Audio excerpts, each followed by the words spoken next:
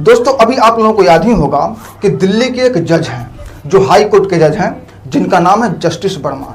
तो उनके घर में एक घर नोट मिला था। तो अभी इसको लेकर के कोर्ट में यह बात चल रही है कि उनके ऊपर एफआईआर दर्ज होगा कि नहीं होगा। मतलब कि अभी इस बात पर अभी चर्चा चल रही है।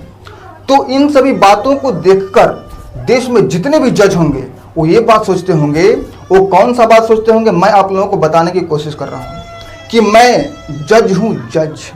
अगर तुम्हें देश के प्रधानमंत्री बनना है तो तुम्हें लोकसभा या राज्यसभा का चुनाव लड़ना होगा, यानी कि तुमको जनता का बहुमत स्थापित करना होगा, तब तुम देश के प्रधानमंत्री बन सकते हो। अगर तुमको राज्य का मुख्यमंत्री बनना है तो तुम्हें विधानसभा का चुनाव लड़ना पड़ेगा। तुम्हें गांव में जा जा करके जनता के आगे हाथ जोड़ना पड़ेगा। तुमको जनता का समर्थन चाहिए, जनता का बहुमत स्थापित करना पड़ेगा, तब तुम राज्य के मुख्यमंत्री बन सकते हो। मतलब कि इस लोकतंत्र में अगर तुम्हें देश के प्रधानमंत्री बनना है या फिर राज्य का मुख्यमंत्री बनना है तो तुम्हें कहीं ना कहीं जनता का समर्थन चाहिए ही चाहिए।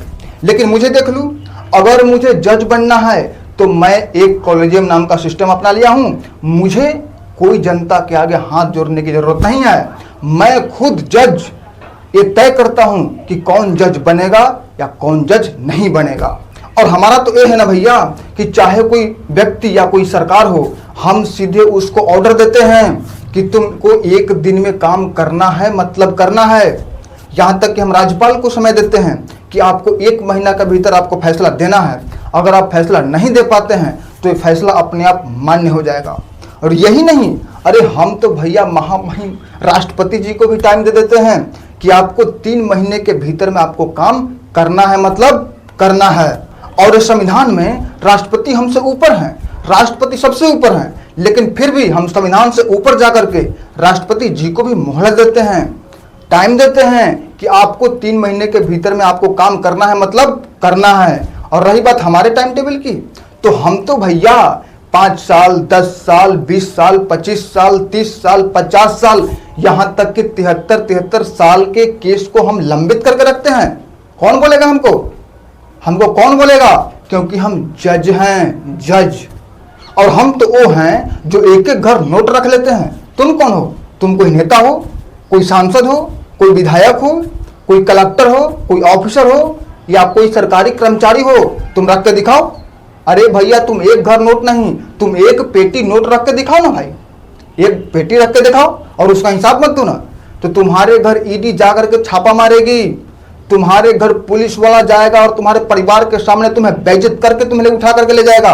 और ईडी के तुम 12-12 घंटे सवालों के जवाब देते देते तुम थक जाओगे, क्योंकि तुम जज नहीं हो। लेकिन हम जज हैं, तो हमारे घर अगर एक घर नोट भी मिल जाए ना तो कोई मजाल है ईडी वाले का? कोई हमारे घर में घुस जाएगा? कोई पुलिस वाले या कोई मजाल है? पुलिस वाला जज के घर में घुस जाएगा? मजाल है? जज की इज्जत है भाई, रुतबा है। जज के रुतबा का खासियत यह है कि भारतीय संविधान में जज को यह रुतबा कहीं नहीं मिला है। और उनको आरक्षण इस बात पर नहीं मिला है कि जब तुम गैर कानूनी काम करोगे, जब तुम क्राइम कोई करोगे, जब तुम भ्रष्टाचार से संबंधित कोई काम करोगे तो तुमको इस बात पर आरक्षण मिलेगा कि तुम जज हो। इस पर आरक्षण भारतीय संविधान में कहीं नहीं मिला है। लेकिन फिर भी देख लो, हमारे घर एक घर नोट मिला, फिर भी देख लो कोई पुलिस वाला का हिम्मत है कि तुम हमारे घर में चलाओगे? कोई ईडी अधिकारी को हिम्मत है कि तुम हमारे घर में आ जाओगे? नहीं आ सकते हो, खबरदार। कैसे चलाओगे, कैसे घुस जाओगे? क्योंकि हम जज हैं, जज। हिम्मत है हमारे घर में कोई पुलिस वाला घुस जाएगा, कोई ईडी अधिकारी आ जाएगा, क्या समझ के रखे हो? कोई विधायक का घर है? ये जज का घर है, जज का। खबरदार, कैसे घुस जाओगे तुम? हम एक नया तरीका पाले हैं और हमारा तरीका ये है कि सबसे पहले हम इन हाउस जांच करते हैं। और इन हाउस जांच एक सुधारात्मक जांच होता है और उसमें हम सब जज मिलकर तय करेंगे कि इनके बारे में क्या फैसला लिया जाए। और फिर इसके बाद में हम ये तय करेंगे कि उनको अपराधी माना जाए या नहीं माना जाए। फिर उसके बाद में तय करते हैं कि उनके ऊपर एफआईआर दर्ज होगा कि नहीं होगा, क्योंकि हम जज हैं साहब, जज हैं। अब तुम सोचो, जो दिल्ली वाले जो जज साहब हैं जिनके घर एक घर नोट मिला, तो उसका जो फुटेज था, जो वीडियो था, वो हमने ऑफिशियल साइट पर तो अपलोड कर दिया। वो बात अलग है कि सबसे पहले जनता के सामने वो आ गई, दबाव बढ़ा तो हम डाल दिए, लेकिन इतना क्लैरिफिकेशन दे दिया, इससे ज्यादा मत पूछो। तुम सांसदों में इतना हिम्मत है कि सबसे पहले तुम घोटाला करो और फिर उसके बाद में यह कह दो कि हम सब पूरे सांसद मिलकर तय करेंगे, उसके बाद में फिर ईडी वाला आएगा जांच करने, हम एक ही बार ऑर्डर देंगे। ये सब क्या है? देश में सब समान है, सबसे पहले जाओ, सबसे पहले अपने अपने घर जाओ, काम करो। कोई किसी को स्पेशल आरक्षण नहीं मिला है, सब समान हैं। और हमारे जो न्यायाधीश महोदय हैं, जो मुख्य न्यायाधीश हैं, वो महाराष्ट्र जाकर ये बात कह करके आ जाए कि न्यायपालिका, कार्यपालिका और विधायिका सब समान है, तो आप कंफ्यूज मत हो जाइएगा, क्योंकि हम जज हैं, जज। हमारे लिए सारा सिस्टम, सारा नियम किनारे रहता है, हमारा स्पेशल नियम है क्योंकि हम जज हैं, जज। आज तुम जस्टिस वर्मा के घर आकर घुसने की बात करते हो, क्या समझ कर रखे हो? कोई सांसद का घर है, कोई विधायक का घर है, वो एक जज का घर है, जज का।